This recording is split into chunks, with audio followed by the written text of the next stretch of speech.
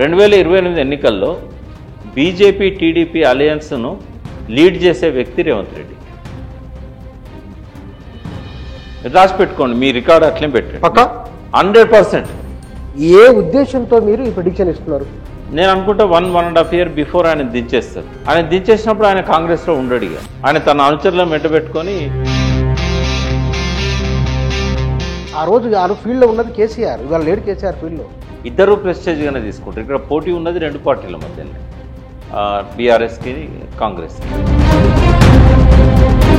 ఎన్నికలు అన్నప్పుడు సాధారణంగా ఎవరి వ్యూహాలు వారికి ఉంటాయి, దాన్ని కుట్రని ఎట్లా అనగలం?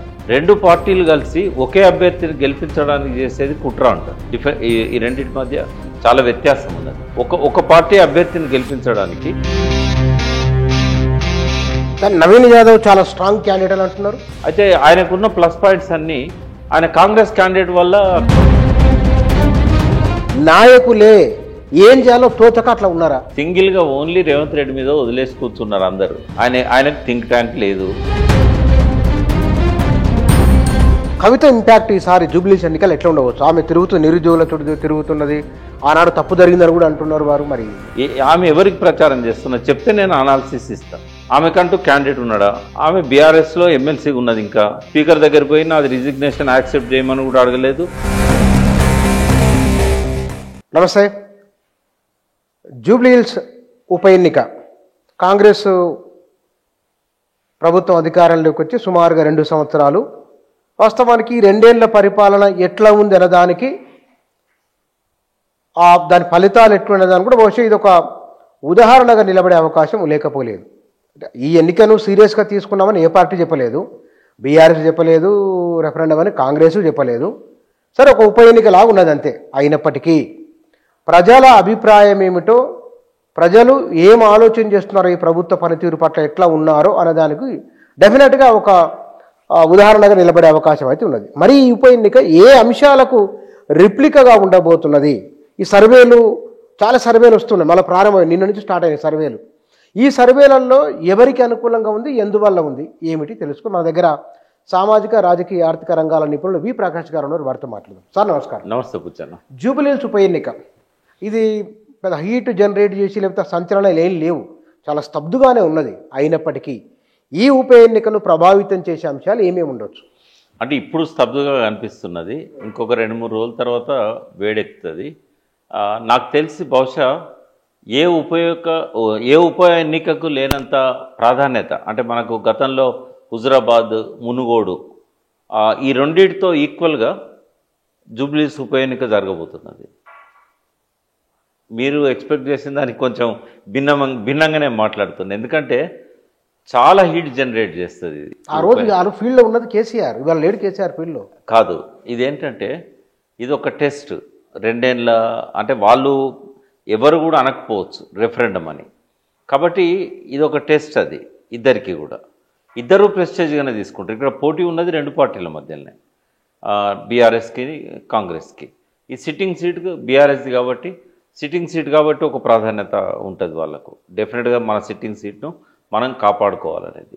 రెండవది ఏంటంటే, మొన్న ఇంతకుముందు జరిగిన ఉప ఎన్నిక ఏదైతే కంటోన్మెంట్లో జరిగిందో, హైదరాబాద్లో జరిగే 2వ ఉప ఎన్నిక, మొదటి ఉప ఎన్నిక ఏదైతే జరిగిందో ఆ ఉప ఎన్నికలో బీఆర్ఎస్ సిట్టింగ్ స్థానాన్ని పోగొట్టుకున్నది. ఎందుకంటే క్యాండిడేట్ అనుకోకుండా యాక్సిడెంట్లో చనిపోవడంతో ఆ ఉప ఎన్నిక వచ్చింది.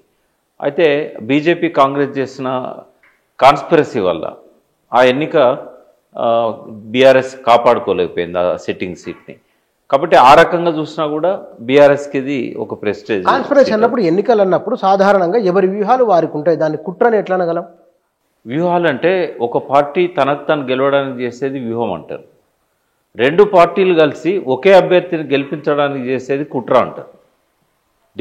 ఈ రెండింటి మధ్య చాలా వ్యత్యాసం ఉన్నది. ఒక పార్టీ అభ్యర్థిని గెలిపించడానికి ఇంకొక పార్టీ కలిసి రావడము కాన్స్పిరసీ. అక్కడ జరిగింది ఏంటంటే, ఇంకో 4 రోజులకు నామినేషన్ లాస్ట్ అనగా ఏకంగా సీనియర్ బీజేపీ లీడర్ని తీసుకొచ్చి కాంగ్రెస్ కండగొప్పారు. గణేష్ అనే వ్యక్తి, మీరు ఈరోజు ఇప్పుడు మన ఇద్దరం కలిసిపోదాము, కంటోన్మెంట్లో చాలా పోస్టర్స్ ఈటల రాజేందర్కి అభినందనలు తెలుపుతూ గణేష్ కట్టిన ఫ్లెక్సీలు, పోస్టర్లు ఇప్పటికీ ఉన్నాయి. ఇంత వర్షాలకు కూడా గోడ మీద కనబడతాయి మనకు. అంటే ఏకంగా ఎలక్షన్ ముందే క్యాండిడేట్ని తీసుకొచ్చి ఇలా పెట్టి ఓ డమ్మీ క్యాండిడేట్కు బీజేపీ టికెట్ ఇచ్చి ప్రచారం చేయలేదు. సేమ్ ఇక్కడ కూడా జూబ్లీస్లో అదే జరుగుతూ ఉంది.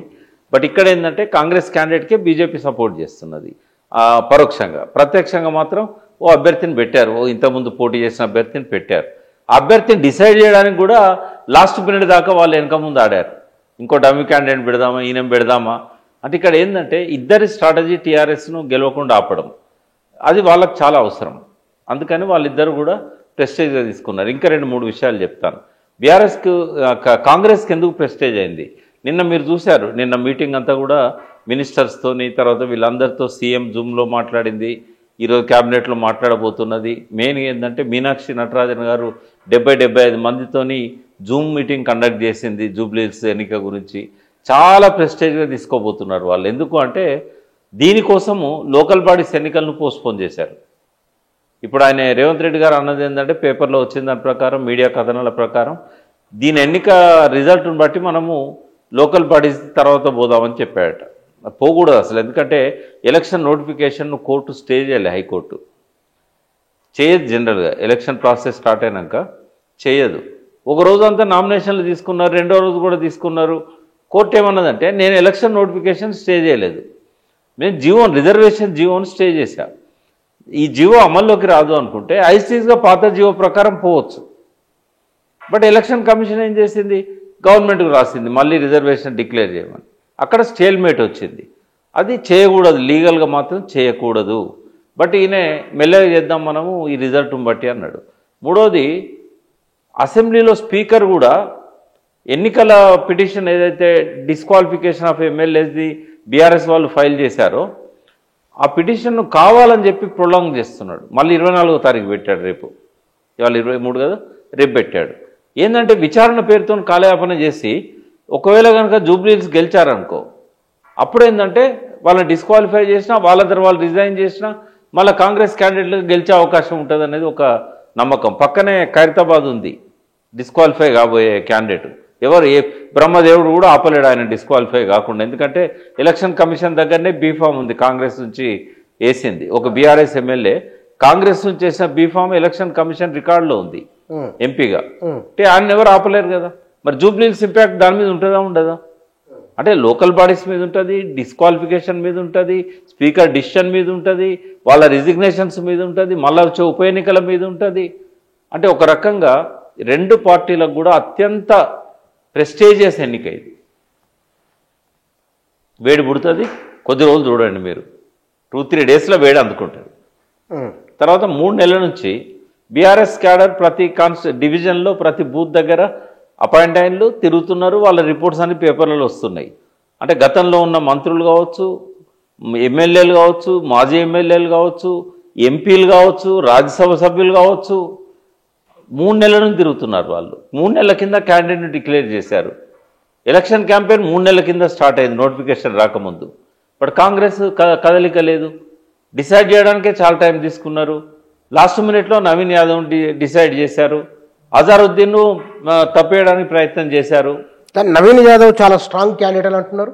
నవీన్ యాదవ్కు కొన్ని బస్తీలలో మంచి పేరుంది. అంటే ఎందుకు వచ్చింది ఆ పేరు అంటే ఆయన కొన్ని సీమంతాలు చేయడము, రకరకాల ఫంక్షన్ చేయడము, శ్రీశైలం యాదవ్ కొడుకు కావడము, యాదవ్ సామాజిక వర్గము, ఇవన్నీ కూడా ఆయన కలిసి వచ్చిన అంశాలు.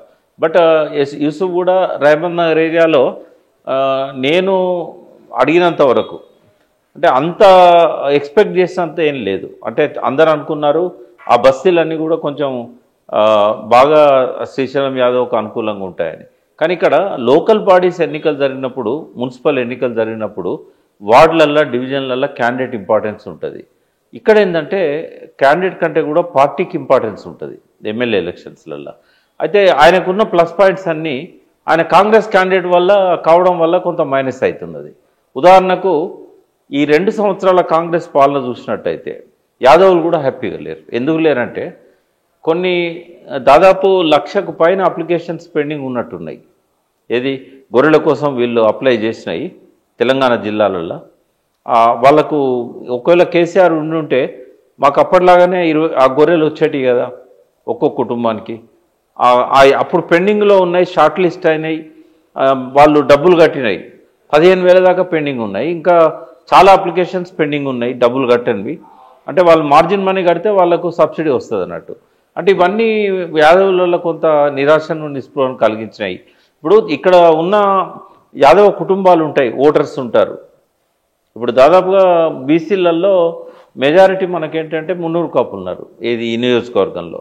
వాళ్ళ తర్వాత కొంచెం కుడి ఎడమగా యాదవ్స్ ఉన్నారు. ఈ రెండు వర్గాలు అసంతృప్తితోనే ఉన్నాయి కాంగ్రెస్ ప్రభుత్వం పట్ల. ఎందుకంటే రైతాంగానికి సరిగా రుణమాఫీ పూర్తిగా ఫలితం దక్కలేదు. ఓన్లీ ఒక 18,000 అప్లికేషన్సే ఇచ్చినట్టుగా మనకు తెలిసింది. అంటే ఇంకా చాలా పెండింగ్ ఉన్నాయి వాళ్ళవి. 18 లాక్ అప్లికేషన్స్ అనుకుంటా. అయితే ఇట్లా మనకేంటంటే చాలా అంటే దాదాపు 40 to 50% కూడా రుణమాఫీ కాలేదు. తర్వాత చేస్తామన్నారు, ఇవ్వలేదు. రైతు బంధు విషయంలో కూడా రైతు భరోసా పేరు మార్చినా కూడా ఆయన అన్నట్టు 7,500 చేయలేదు. ఆ ఇచ్చినవి కూడా అందరికి అందలేదు. మొదటిసారి అయితే చాలా తక్కువ మందికి వచ్చినాయి, 2 ఎకరాల లోపు వాళ్ళకే వచ్చినాయి. కానీ తర్వాత ఇచ్చినవి కొంతమందికి పడ్డా కూడా అందరికీ రాలేదు. అది ఒక సర్టెన్ లిమిట్ వరకు వచ్చినాయి. అంటే వాళ్ళల్లో కూడా అంత హ్యాపీనెస్ ఏం లేదు. రెండవది, మొన్న జరిగిన యూరియా బస్తాలది గొడవ, లైన్లలో చెప్పులు పెట్టడము, ఆ స్పృహ తప్పి కొంతమంది పడిపోయి చనిపోవడము, ఇవన్నీ కూడా యాంటీ కాంగ్రెస్ ఇది వ్యతిరేకతను కొంత మూట కట్టుకున్నాయి. తర్వాత ఆ జూబ్లీహిల్స్ కాన్స్టిట్యున్సీ వాళ్ళు కాంగ్రెస్ కేయాలన్నా కూడా గతంలో పెనం మీద ఉంటే పొయ్యిలబడ్డట్టు అయిపోయింది వాళ్ళ పరిస్థితి.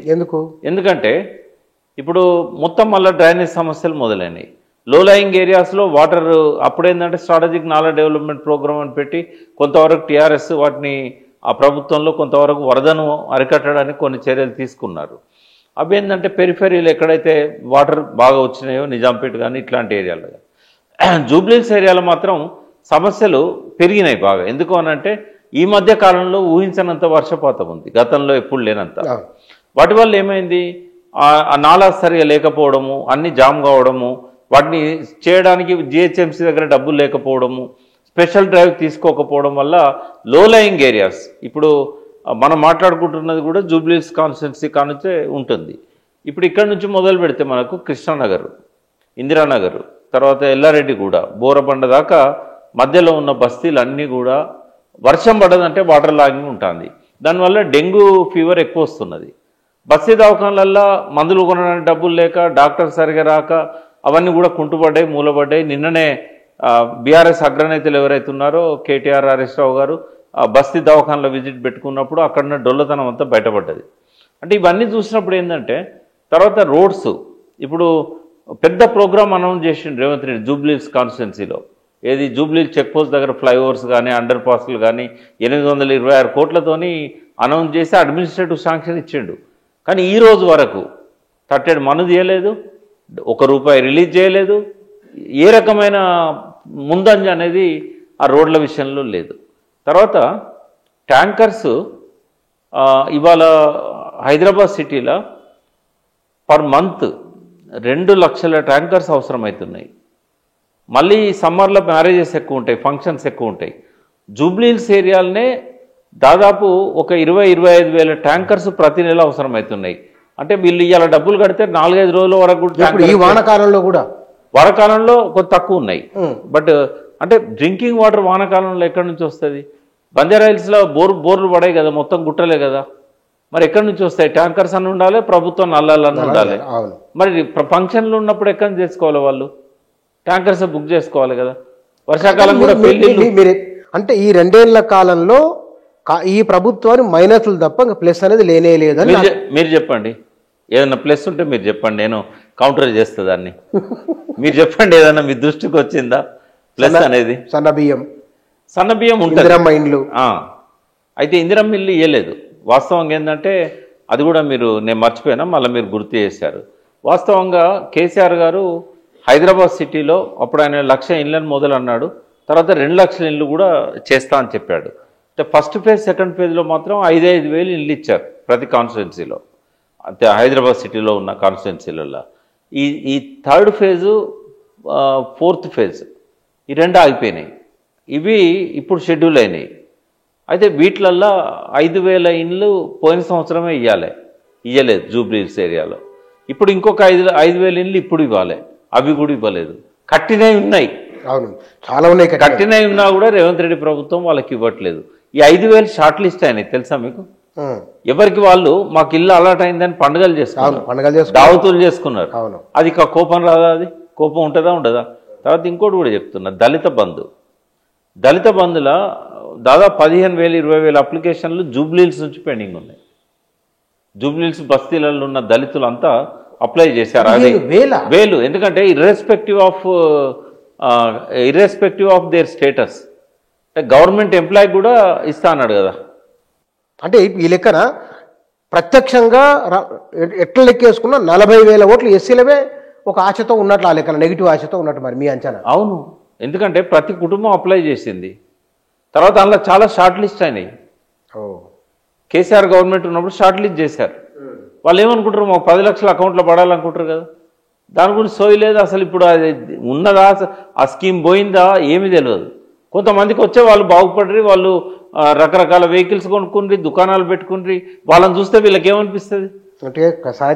ఈ మంట అంతున్నది. అంటే ఇలా సర్వేలు మీరు చెప్పారు, ఆ కేకే సర్వే కానీ ఇవాళ ఇంకొక సర్వే ముస్లిమ్స్ అంతా కూడా బీఆర్ఎస్కి అనుకూలంగా ఉన్నారు, కాంగ్రెస్కు వ్యతిరేకంగా ఉన్నారు అనేది ఒకటి వచ్చింది. ఆ పెయిడ్ సర్వేస్ కావచ్చు. అంటే ఇవి రెప్యూటెడ్ ఆర్గనైజేషన్స్. పెయిడ్ సర్వేస్ అంటే కొత్తవి వస్తాయి, లేదా ఇదివరకు పెద్దగా సర్వే ఎన్నడూ చేయని వాళ్ళు కొత్తగా పెట్టుకొని వాళ్ళకున్న రెప్యుటేషన్తో నడిపిస్తారు. బట్ ఇవి సీనియర్ ఆర్గనైజేషన్స్. ఇప్పుడు కేకే సర్వే నాగన్న చాలా కాలం నుంచి చేస్తున్నాడు. అంటే ప్రతి సర్వే ఆర్గనైజేషన్ కొన్నిసార్లు తప్పు రావచ్చు, కరెక్ట్ రావచ్చు. బట్ జనరల్ +5 or - ఉంటుంది.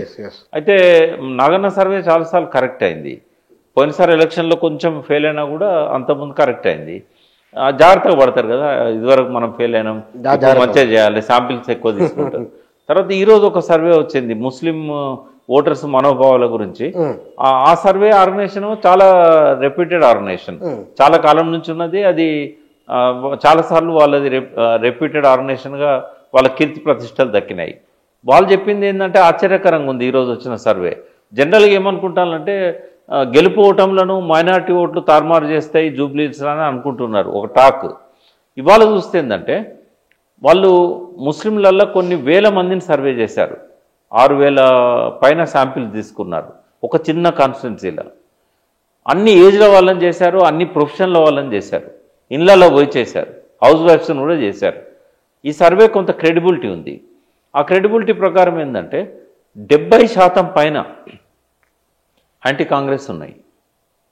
అందులో ఎక్కువ మోర్ దెన్ 55-60% బీఆర్ఎస్కి అనుకూలంగా ఉన్నారు. ఏది అత్యంత సెక్యులర్ పార్టీ అని అన్నప్పుడు కాంగ్రెస్ కంటే బీఆర్ఎస్కి ఎక్కువ శాతం మంది సపోర్ట్ చేశారు.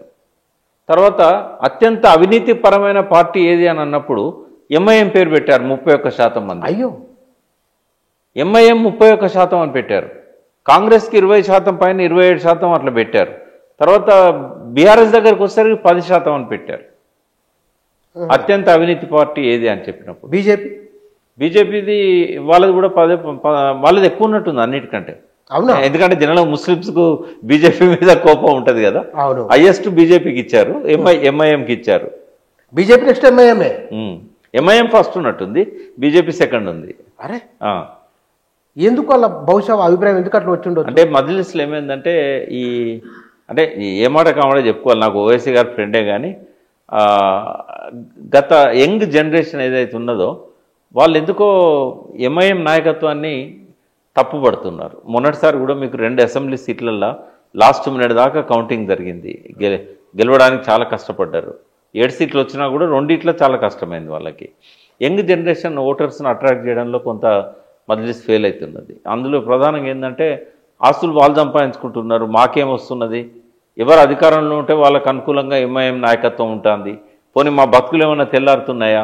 నిజాం వదిలిపెట్టిన కాడ నుంచి ఈ రోజు వరకు కూడా ఓల్డ్ సిటీకి పోతే అవే బతుకులు కదా, ఏం మార్పు వచ్చింది? ఉద్యోగాలు వచ్చినాయా, ఏమన్నా వచ్చినాయా? అధికారంలో కేసీఆర్ ఉన్నప్పుడు వాళ్ళకు బడ్జెట్లో నిధులు ఎక్కువ కేటాయించాడు, స్కీమ్లు ఎక్కువ ఇచ్చాడు, షాదీ ముబారక్ స్కీమ్ పెట్టాడు. ఇవన్నీ కూడా ఇంకోటి 200 రెసిడెన్షియల్ స్కూల్ ఎక్స్క్లూజివ్గా మైనార్టీ పిల్లల కోసం పెట్టాడు. అదివరకు వాళ్ళంతా కూలినాలు చేసుకునేటోళ్ళు, చిన్న చిన్న కేఫుల్లో పనిచేసేటోళ్ళు, ఇంకెక్కడో చేసేటోళ్ళు, చైల్డ్ లేబర్ ఎక్కువ ముస్లిమ్స్ ఉండేవాళ్ళు. ఇవాళ ఏమైందంటే అందరు స్కూళ్ళలో చదువుతున్నారు, మంచి ర్యాంక్స్ వస్తున్నాయి, 10th క్లాస్లో చాలా మంచి ప్రతిభ చూపెట్టారు వాళ్ళు. ఇవన్నీ కూడా వాళ్ళకి ఇంకోటి అదివరకు 0.1% కూడా బడ్జెట్లో మైనార్టీ వెల్ఫేర్ కోసం పెట్టకపోయేవాళ్ళు. 0.1%.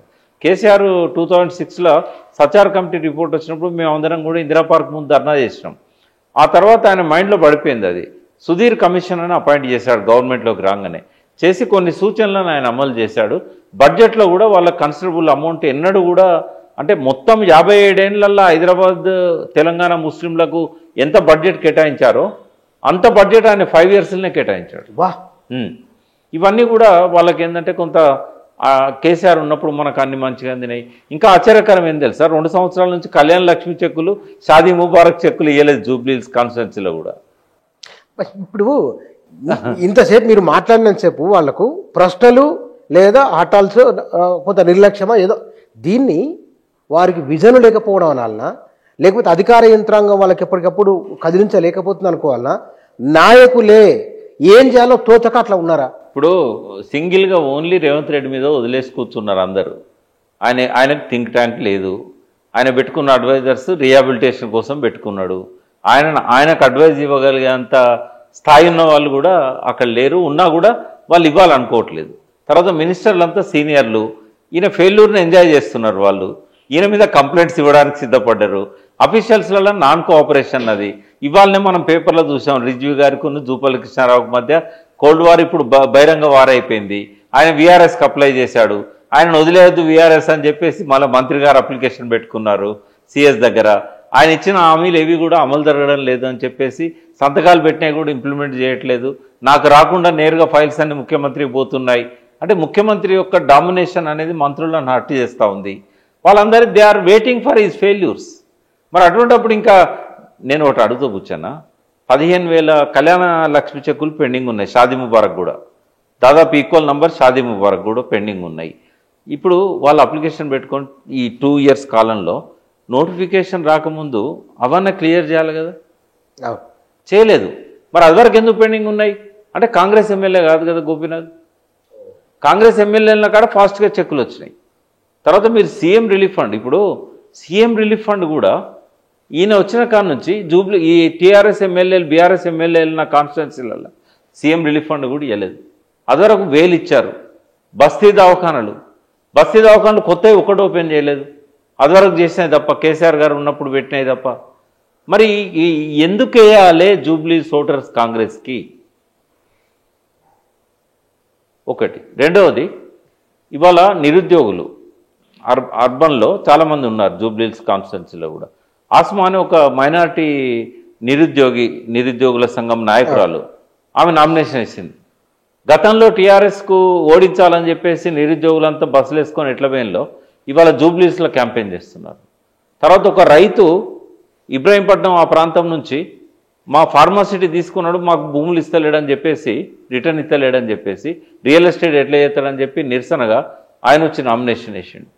అంటే ఇవన్నీ నేను ఆశ్చర్యం అనిపించింది ఏంటంటే, ఒక సామాజిక ఉద్యమకారుడిగా పేరున్న, ఒక పౌర హక్కుల నేతగా పేరున్న ప్రొఫెసర్ కోదండరామ్ గారు, తెలంగాణ ఉద్యమ నాయకుడు, వాళ్ళ ఆఫీసు పోయి మహేష్ గౌడ్ గారు అడగంగానే ఏకపక్షంగా మద్దతు ప్రకటించాడు.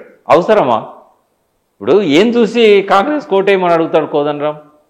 నిరుద్యోగులకు మోసం చేసినందుక జాబ్ క్యాలెండర్ ఆయన చాలా కాలంగా డిమాండ్ చేసిన జాబ్ క్యాలెండర్ ఎవరో చేయలే, కోదండరామ్ గారు చేశాడు. ఆ జాబ్ క్యాలెండర్ ఇచ్చి మాట నిలబెట్టుకోనందుకు కోదండరామ్ ఓట్లు అడుగుతాడో వచ్చి, లేదా ఇన్ని రకాలుగా జూబ్లీహిల్స్ నిర్లక్ష్యం చేసినందుకు వచ్చి కాంగ్రెస్ తరఫున ఓట్లు అడుగుతాడా? కనీసం ఉన్న తనకున్న రెప్యుటేషన్ను, తనకున్న క్యారెక్టర్ను కూడా తను కాపాడుకోలేకపోతున్నాడు. ఇది విషాదం. జూబ్లీహిల్స్ ఎన్నికల ప్రహసనంలో కోదండరామ్ను తను దిగదార్చుకోవడం అనేది ఒక విషాదం. ఇది మాలాంటి వాళ్లకు కొద్దిగా హార్ట్ బర్నింగ్ ఉంటుంది. ఉన్న ఒక మంచి క్యారెక్టర్, రాజకీయ పార్టీగా ఆయన విధానం ఆయనకు ఉంటుంది, ఆయన ఆలోచన వ్యూహాలు ఆయనకు ఉంటాయి. అంటే మా ఒపీనియన్ కూడా చెప్పే స్వేచ్ఛ మాకున్నది కదా. అంటే ఒక మిత్రునిగా, ఒక గౌరవించబడ్డ వ్యక్తిగా ఆయన అంటే చాలా గౌరవం. మరి అటువంటి త్యాగం చేసే వ్యక్తి ఇటువంటి తప్పుడు నిర్ణయాలు తీసుకోవద్దని నేను బాధతో చెప్తున్నాను మీ ముందు. కానీ నాకు కొంతమంది ఏమన్నారంటే, మీరు టీఆర్ఎస్ను దూరం అంటూనే ఆ టీఆర్ఎస్ ఉండాలనే ఒకరిద్దరు ఉన్నారు మీలాంటి వాళ్ళు, బాగా ప్రేజ్ చేస్తున్నారు కేసీఆర్ను, ఆయన పరిపాలనను. మొదటి నుంచి మీరు కాంగ్రెస్ కొంత వ్యతిరేకంగా ఉన్నారు. 2-3 చెప్తున్నారు. మళ్ళీ ఎందుకు అట్లా ఉన్నారు? నిజమేనా? నేను పార్టీ వదిలిపెట్టాను చాలా కాలం క్రితమే. నాకు ఈ పార్టీ ఆ పార్టీ అనే దానికంటే కూడా ఎవరు మంచి పని చేస్తే దాన్ని ప్రే చేయాలనే ఉన్నది. బట్ వ్యక్తిగతంగా రేవంత్ రెడ్డి నాకు దగ్గర మిత్రుడైనా కూడా ఆయన మాట్లాడే మాటలు నాకు చాలా కోపాన్ని తెప్పించినాయి. తర్వాత నేను ఒకటి డిసైడ్ చేసుకున్నా, తెలంగాణ వాయిస్, తెలంగాణకు ఏది మంచో అది వినిపించాలని. తెలంగాణ ప్రజలల్లో చాలాసార్లు కన్ఫ్యూజన్ ఉండొచ్చు, వాళ్ళకు అవగాహన ఉండకపోవచ్చు. బట్ లీడ్ చేసే వ్యక్తిగా, ఇప్పుడు లీడర్ అనేవాడు ప్రజలు ఏం ఆలోచించుకుంటానో గది చెప్పడు, ప్రజల ఆలోచనలను తన దారికి తెచ్చుకుంటాడు. నేను ఒక తెలంగాణ ఉద్యమ ఆరంభ దశలో ఉన్న ఒక వ్యక్తిగా తెలంగాణ ప్రజలకు ఏం కావాలి, తెలంగాణ ప్రజలను అర్థం చేసుకున్నది ఎవరు ఎన్ని తప్పులన్నా చేయని తెలంగాణ ప్రజలకు మంచి చేసిందంటే డెఫినెట్గా నేను ఆ పర్టికులర్ చర్యను నేను అభినందిస్తా. ఒకవేళ కనుక వాళ్ళు చేయలేదనుకో డెఫినెట్గా దాన్ని క్రిటిసైజ్ చేస్తా. ఇవాళ నిజాయితీగా ఎక్కడెక్కడైతే చెరువులను కబ్జా చేసిన కాడ హైదరాబాద్ ఖాళీ చేస్తున్నదో వాటిని నేను అభినందిస్తాను. నేను రంగనాథ్ గారికి ఇమ్మీడియట్ మెసేజ్ పెడతా, you did very good job అని చెప్పేసి. ఎవరైతే వాళ్ళ నిరాశ్రయులను చేసి, అంటే ఇప్పుడు ఉదాహరణకు జూబ్లీ హిల్స్లో ఉన్న బస్తీలలో ఉన్న ఇండ్లు అన్నిటికీ 58, 59 కింద పట్టాలు ఇచ్చింది కేసీఆర్. అవి కన్సిడర్ చేయకుండా చెరువులో ఉన్నాయని కూలగొడుతున్నది రేవంత్ రెడ్డి.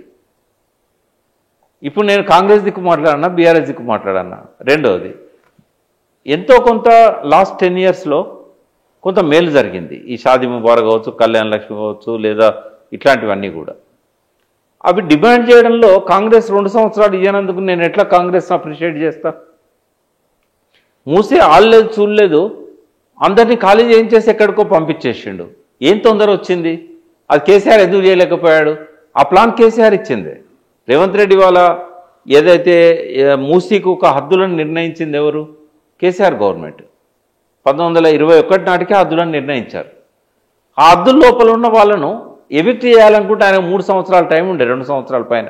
ఎందుకు చేయలేకపోయాడు అంటే దానికి ఒక బడ్జెట్ ఏర్పాటు చేయాలి, ఆయన అనుకున్న ప్లాన్ ఇంప్లిమెంట్ కావడానికి చాలా టైం పడుతుంది. ఇంత తొందరగా వీళ్ళని ఎందుకు ఎవిక్ట్ చేయాలి?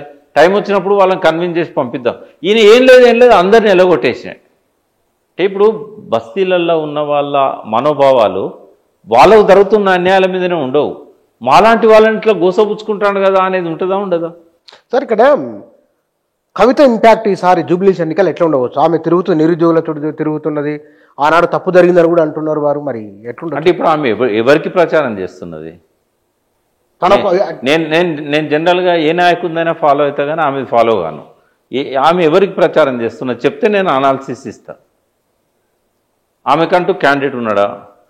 ఆమె బీఆర్ఎస్లో ఎమ్మెల్సీ ఉన్నది, ఇంకా స్పీకర్ దగ్గర పోయి నాది రిజిగ్నేషన్ యాక్సెప్ట్ చేయమని కూడా అడగలేదు, ప్రాపర్ ఫార్మాట్ కూడా ఇవ్వలేదు. ఆమె ఇవ్వనప్పుడు ఆ రెసిగ్నేషన్ కానప్పుడు ఆమె అధికారికంగా బీఆర్ఎస్ ఎమ్మెల్సీగానే ఉంది. సస్పెండ్ చేసినా కూడా ఆమె ఇండిపెండెంట్ అవుతుంది కావచ్చు, కానీ ఆమె రిజైన్ చేసిందా యాక్సెప్ట్ కాలేదు. మరి ఆమె ఉన్న క్యాండిడేట్ పెట్టిందా? జాగృతి పొలిటికల్ పార్టీ కాదు. మరి జాగృతి ఏం స్టాండ్ తీసుకున్నది క్యాంపెయిన్ చేయడానికి? ఆమె ఇంపాక్ట్ అంటే ఆమెను బహిష్కరించాడు కేసీఆర్ కాబట్టి అది ఆమెకే నెగిటివ్ ఇంపాక్ట్ ఉంటుంది, పార్టీకి ఏమి ఉండదు. ఎందుకంటే కన్న బిడ్డను పార్టీలకు వెళ్ళి ఎల్లగొట్టే పరిస్థితి తెచ్చుకున్నది అనేది అది ఆమెకు నెగిటివ్, కానీ కేసీఆర్కు నెగిటివ్ ఎట్లయితుంది?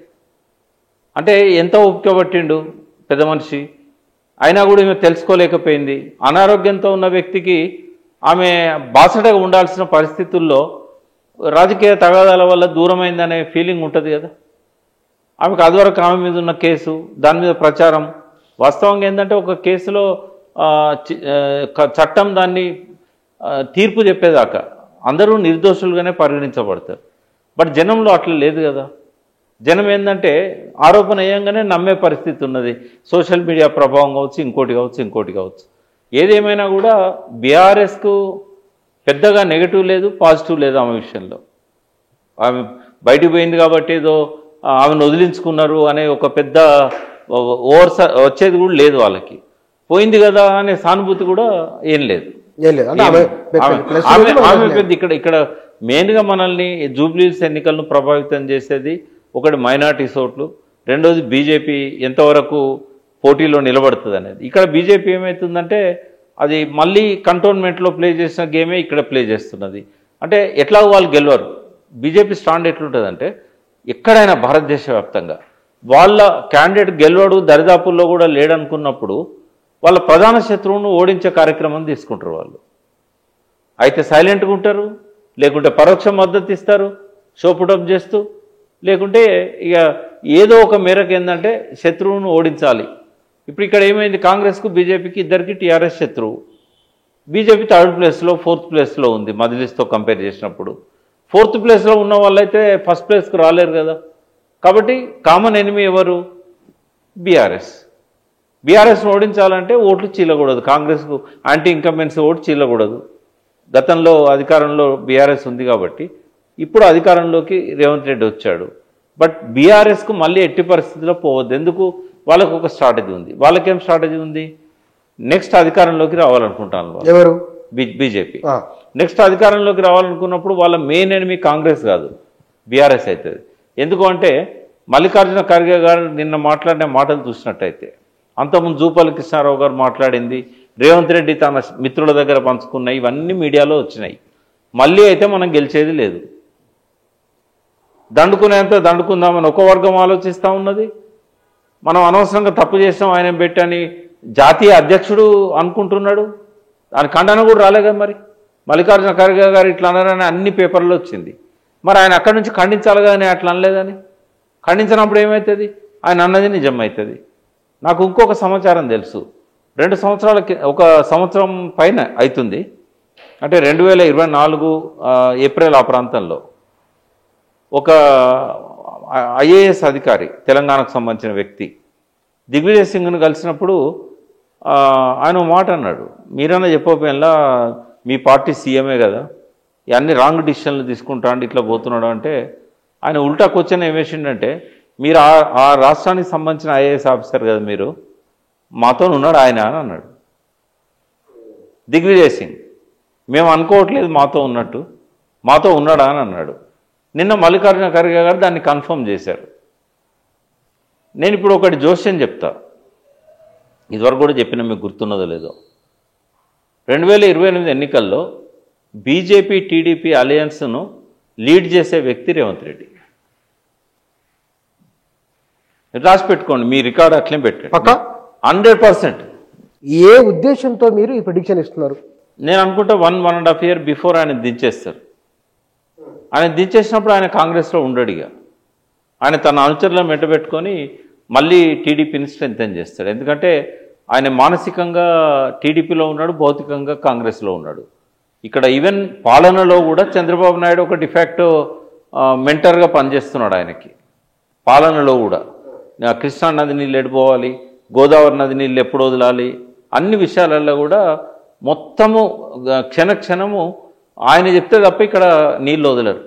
అవి లెఫ్ట్ కెనాల్ పోవాలన్నా రైట్ కెనాల్ పోవాలన్నా A to Z డిసైడ్ చేస్తున్నది చంద్రబాబు నాయుడు. కానీ ఎందుకో ఒక ప్రశ్న వస్తున్నది, మీలాంటి మేధావులు కొందరు పనిగట్టుకొని రేవంత్ రెడ్డిని విమర్శిస్తే, కొందరు మేధావులు పనిగట్టుకొని ఇప్పటికీ టీఆర్ఎస్ని విమర్శిస్తున్నారు ఒక ఆరోపణ అయితే నేను రేవంత్ రెడ్డి పొగిడిన సందర్భాలు చాలా ఉన్నాయి. రేవంత్ రెడ్డి చేసిన మంచి పనులను అప్రిషియేట్ చేసిన సందర్భాలు చాలా ఉన్నాయి. నేను ఒకటి, ఆయన కనుక నిజంగానే 42% దానికోసం చిత్తశుద్ధితో పనిచేసి ఉంటే డెఫినెట్గా ఆయనను అప్రిషియేట్ చేసేవాడిని. ఎన్ని తప్పులు చేశాడు ఒకసారి నేను చెప్తాను మీకు. నంబర్ 1 ఏంటంటే కామారెడ్డి డిక్లరేషన్ అమలు చేయాల్సిన బాధ్యత ఆయనకు ఉన్నది. ఆయన ఏం చేశాడు? డెడికేటెడ్ కమిషన్ వేశాడు. దాన్ని ఒక నామమాత్రపు సంస్థగా పెట్టాడు. డెడికేటెడ్ కమిషన్ వేయాలని ఎవరు చెప్పారు అంటే, K Krishnamurthy versus union of India కేసులో లోకల్ బాడీస్ విషయంలో ట్రిపుల్ టెస్ట్ అనేది వాళ్ళు మ్యాండేటరీ చేశారు. ఈ ట్రిపుల్ టెస్ట్ ఏదైతే మ్యాండేటరీ చేశారో, ఈ ట్రిపుల్ టెస్ట్కు తప్పనిసరి ఏంటి అంటే డెడికేటెడ్ కమిషన్ వేయాలి. అయితే ఆ సుప్రీంకోర్టు గైడ్లైన్స్ ప్రకారంగా ఉన్న ఆ ట్రిపుల్ టెస్ట్ను అపహాస్యం చేశాడు. భూసాని వెంకటేశ్వరరావు గారిని అపాయింట్ చేశాడు. అయితే సర్వే ఎవరు కండక్ట్ చేయాలి? డెడికేటెడ్ కమిషనే చేయాలి. ఎవరు కండక్ట్ చేశారు మీరు చెప్పండి, నేను అడుగుతున్నా. జిఏడి చేసింది. జిఏడి ఎట్లా చేస్తుంది? డెడికేటెడ్ కమిషన్ వేసిందే సర్వే కోసం కదా. ఒకటి. సెకండ్ పాయింట్ ఏంటంటే, సర్వే చేసిన దానిలో ఒక ఇండిపెండెంట్ టీం సర్వే చేయాలి. బట్ బాగా బిజీగా ఉండే మున్సిపాలిటీ వాళ్ళను, ఈ ఉద్యోగులలో ఎవరైతే ఎమర్జెన్సీ సర్వీసెస్ చేసే వాళ్ళు ఉన్నారో వాళ్ళని సర్వేకి పంపారు. వాళ్ళు ఒకసారి పోయి నాక్ చేశారు డోరు. ఆ ఇంటి పెద్ద మనిషి లేనప్పుడు మళ్ళీ వస్తామని చెప్పారు, మళ్ళీ రాలేదు, ఇంటికి నోటీస్ అంటే ఇచ్చారు. మరి వీళ్ళెవరు కూడా నమోదు చేసుకోలేదు. సిటీలో 40% సర్వే జరగలేదు, గ్రామాలలో 30% జరగలేదు. బట్ జరిగిందని చెప్పి తీసుకొచ్చి ఒక లెక్క చెప్పారు. ఆ లెక్క టాలీ కావట్లేదు. దేంతో టాలీ కావట్లేదు? రేషన్ కార్డులతో టాలీ కావట్లేదు. రేషన్ కార్డులు ఎక్కువ ఉన్నాయి, సర్వేలో వచ్చిన అప్లికేషన్లు తక్కువ ఉన్నాయి. రెండవది 2011 సర్వేతో కూడా మ్యాచ్ కావట్లేదు. 2011 సర్వే అప్పటికిప్పుడు జనాభా పెరుగుతారా తగ్గుతారా? హైదరాబాద్ సిటీ పాపులేషన్ అనుకుందాం, పెరిగిందా తగ్గిందా? మరి ఎందుకు పెరగలేదు? 2011 కంటే తక్కువ అప్లికేషన్లు ఎందుకు వచ్చినాయి? అంటే ఈ తర్వాత కులాలలో చూస్తే దాదాపు 10 జిల్లాలలో 32 జిల్లాలలో 10 జిల్లాలలో 10-12 జిల్లాలలో 300 కాపులు రెడ్డిస్ అని పెట్టుకుంటారు. దాదాపు ఒక 6-7 లక్షల మంది ఫ్యామిలీస్ ఉన్నాయి 300 కాపులలో. అంటే 10-12 లక్షల ఓట్లు. ఇవన్నీ కూడా రెడ్డిల ఖాతాలో జమ చేసుకుంటారు. రెడ్డిలు ఇంతమంది ఉన్నారు. మీరు కామన్గా ఎవరినైనా అడగండి, గ్రామాలలో రెడ్డిలు ఎక్కువ ఉంటారా 300 కాపులు ఎక్కువ ఉంటారా? అంటే ఉత్తర తెలంగాణ ఒక పిక్చర్ ఉంది, దక్షిణ తెలంగాణ. అవును, అయినా కూడా ఎక్కడ తెలంగాణలో 300 కాపులు ఎక్కువ ఉంటారు కదా. అంటే ఎప్పుడో 1935లో 30 లక్షల మంది ఆ రోజుల్లో ఉండేవాళ్ళు తెలంగాణ ప్రాంతంలో. 1935లో 300 కాపులు 30 లక్షలు ఆ రోజు 1935లో వాళ్ళు ఒక అఖిల భారత సభ పెట్టుకున్నారు. అఖిల భారత సభ పెట్టుకున్నప్పుడు దానికి ముఖ్యమంత్రి వచ్చాడు స్వయంగా. అప్పటి అంటే నిజాం పరిపాలనలో ఉన్న టాప్ పర్సన్ వచ్చారు, ప్రధానమంత్రి అనుకుంటప్పుడు, ముఖ్యమంత్రి అనే పదవి లేదు. వాళ్ళు వచ్చి ఆ మీటింగ్ అడ్రస్ చేశారు. ఎక్కడెక్కడి నుంచో వచ్చారు. అందులో 30 లక్షల మంది ఉన్నారనేది అందులో రాశారు. బొద్ద నరసింహులు వాళ్ళకు సంబంధించిన, ఆయన అప్పుడు కార్యదర్శిగా పనిచేశాడు. అంటే ఇప్పుడు 13 లక్షలను చూపెడుతున్నాడు రేవంత్ రెడ్డి, 13 లక్షల ఓటర్లను చూపెడుతున్నాడు. అంటే ఈ రెడ్డిలంతా ఏమైండ్లు?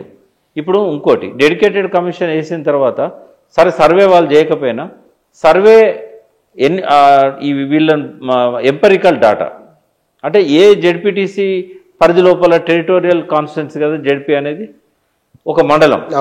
ఆ మండలంలో ఏ క్యాస్ట్ ఎంత ఉన్నది అనేది బహిరంగంగా పబ్లిక్ డొమైన్లో పెట్టాలి. పెడితే వాళ్ళ తప్పులొప్పులు ఏమన్నా, ఆబ్జెక్షన్స్ ఏమన్నా ఉన్నా వాళ్ళు చెప్తారు. ఆబ్జెక్షన్స్ అడగలేదు, పబ్లిక్ డొమైన్లో పెట్టలేదు. సర్వే తప్పు అని అంటే మాది కరెక్ట్ అని చెప్పడానికి ఫిగర్స్ ఇవ్వలేదు. దీన్ని హైకోర్టు ప్రశ్నించింది.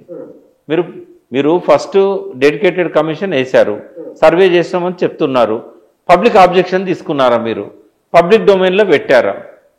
పెట్టినప్పుడు దాన్ని మేము ఎట్లా యాక్సెప్ట్ చేస్తాం? ఎంపెరికల్ డాటా ఏది? మండలాల వారీగా ఉన్నదా మీ దగ్గర? అబ్స్ట్రాక్ట్ ఏది? ఇది ఒక రెండో తప్పు. మూడో తప్పు ఏంటంటే, ఎప్పుడైతే నువ్వు జీవో 9 రిలీజ్ చేశావో, క్యాస్ట్ రిజర్వేషన్స్ అన్ని కూడా 42% బీసీలకు ఉండేటట్టు చేశారు. దీనికి ముందేం చేశారు? అసెంబ్లీలో రెజల్యూషన్ పాస్ చేశారు. చట్టాన్ని అమెండ్ చేస్తూ 285/A పంచాయతీరాజ్ యాక్ట్కు అమెండ్మెంట్ చేశారు. అది గవర్నర్ దగ్గర పెండింగ్ ఉంది. గవర్నర్ అడ్వైజ్ కోసం రాష్ట్రపతి దగ్గర పంపాడు. ఆ చట్టము కాలే కదా. ఎందుకంటే 3 నెలలు అయితే అయిపోయినట్లే ఆటోమేటిక్గా సుప్రీంకోర్టు రూలింగ్ ఇచ్చింది కదా. అట్లేం లేదు, అన్నిటికీ వర్తించదు. ఇది కాన్స్టిట్యూషనల్ మ్యాటర్, ఇది కాన్స్టిట్యూషనల్ క్వశ్చన్. ఇది ఎట్లా అవుతుంది? అంటే కూడా శాశ్వత సుప్రీంకోర్టు ఇచ్చిన తీర్పుకు విరుద్ధంగా వచ్చింది కదా అమెండ్మెంట్. అందుకే కదా గవర్నర్ దీన్ని రాష్ట్రపతికి పంపారు. అన్నిటికీ వర్తించదు అది. మరి అది పెండింగే ఉంది కదా. నువ్వు అది అభిషేక్ సింఘ్విని క్వశ్చన్స్ వేశారు హైకోర్టులో జడ్జెస్. మీరు ఎట్లా అది అమెండ్మెంట్ అమల్లోకి రాకముందే దాని ప్రకారంగా జీవో ఎట్లా ఇస్తారు? అంటే ఇన్ని తప్పులు చేశారు.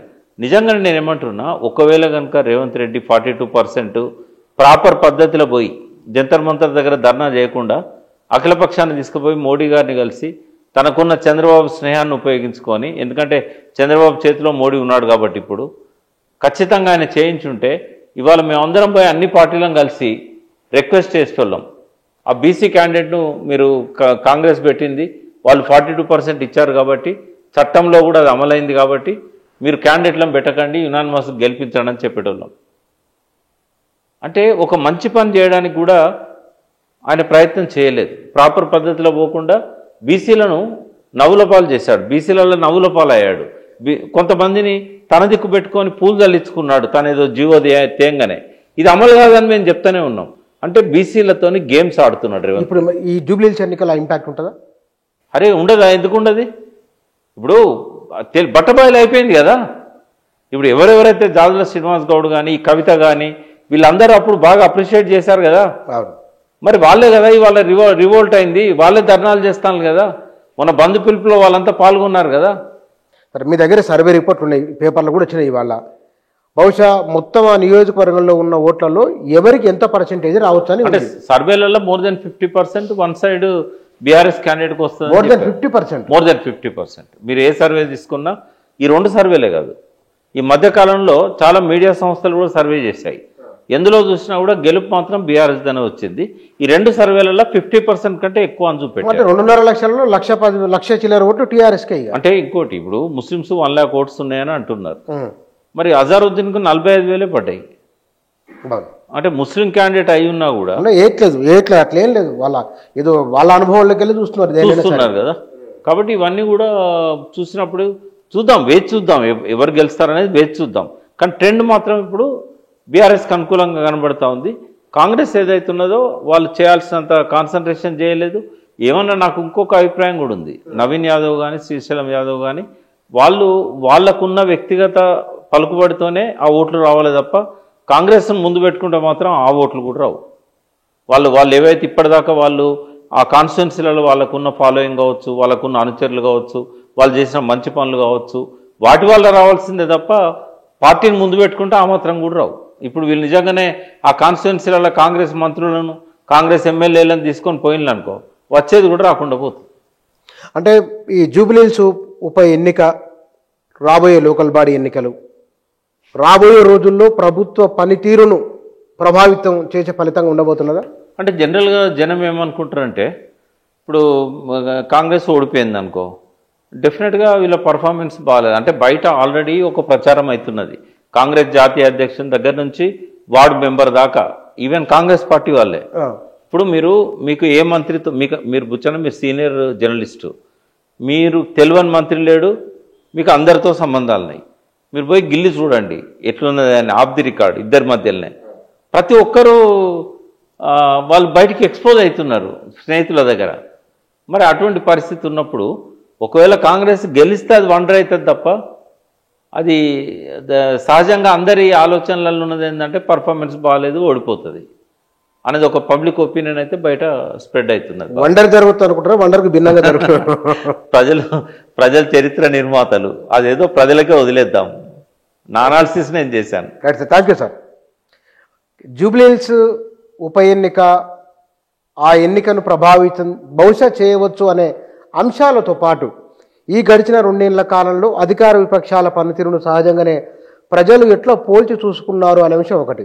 రెండోది, అన్నిటికంటే ఆసక్తికరమైంది, ఎంఐఎం విషయంలో ఆ నియోజకవర్గ ఓటర్ల అభిప్రాయమే. బహుశా ఇది మారుతున్న తరానికి, ఈ తరం కూడా చుట్టూ ఉన్న సమాజం ప్రభావితం చేసే అంశాలు కూడా బహుశా ఉన్నాయి అనిపిస్తున్నది. ఈ మార్పు కనుక ఇట్లే ఉంటే బహుశా రాబోయే రోజులు తెలంగాణ రాజకీయాల్లో ఈ మార్పు ప్రభావం బహుశా మరింత బలంగా కనబడే అవకాశం కనిపిస్తున్నది. Thank you.